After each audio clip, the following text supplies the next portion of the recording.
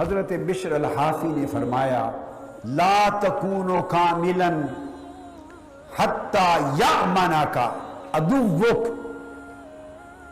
وکیف یکون فیک خیر وانت لا یأمنک صدیقک۔ آپ نے فرمایا اے شخص، اس وقت تک تو کامل نہیں ہو سکتا ایمان میں، اخلاق میں، ایمان میں، اخلاق میں، تقوی میں، پرہیزگاری میں، بندگی میں، سلوک میں، طریقت میں، تو کسی شے میں کامل نہیں ہو سکتا اس وقت تک جب تک تیرے دشمن کو تجھ سے امان نہ مل جائے۔ کامل ہونے کی علامت یہ ہے کہ دشمن بھی تجھ سے امان پائے۔ امان کس شے میں؟ دشمن کو تیری زبان سے امان ملے، وہ دشمن مگر عمر بھر تیری زبان اس کے اوپر بھی کوئی کلمہ تان کا نہ نکالے۔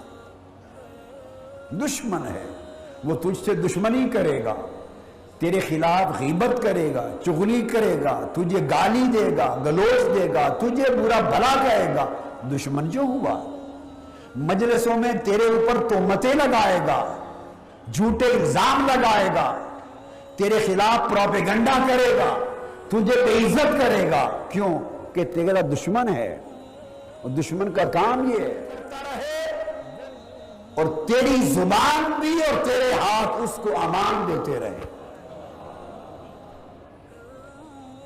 اس کی گالی کے جواب میں تیرے لب پر کبھی شکوہ نہ آئے، گالی نہ آئے۔ اس کی غیبت کے جواب میں تو کبھی غیبت نہ کرے۔ اس کے تیرے اوپر جھوٹی تہمتوں لگانے کے باوجود تو اس کے خلاف کبھی زبان نہ کھولے، تو تیری زبان نے امان دے دی۔ تو صاحب تصرف اور اختیار ہو مگر تو اسے نقصان نہ پہنچائے، تیرے ہاتھوں نے امان دے دی۔ تو فرمایا تیرا اخلاق کبھی کامل نہیں ہو سکتا جب تک تیرا دشمن تجھ سے امان نہ پائے۔ اور پھر فرماتے ہیں کہ بندے جب معیار کمال یہ ہے تو فرمایا کہ تیرے اندر پھر خیر کیسے پیدا ہوگی کہ تیرا حال یہ ہے کہ تیری زبان سے تو تیرا دوست بھی پناہ نہیں پاتا، تیرے دوست کو بھی تجھ سے امان حاصل نہیں، جو سارا دن تیرے ساتھ اٹھتا بیٹھتا دوست ہے، جاتا ہے تو پشت پیچھے تو اس کی بھی چغلی کر دیتا ہے، تو اس کے بھی 100 نقائص بیان کر دیتا ہے، تو دوستوں کی بھی غیبت کر دیتا ہے، اپنے دوستوں کا بھی ٹھٹھا اور مذاق کر لیتا ہے، اپنے دوستوں کے بھی عیب بیان کرتا ہے اور دوستوں کے بھی عیب سے پردے اٹھا دیتا ہے۔ جو شخص اپنے دوستوں کے عیبوں کو بھی اچھالتا ہے، فرمایا اس میں خیر کیسے پیدا ہوگی جبکہ خیر اور کمال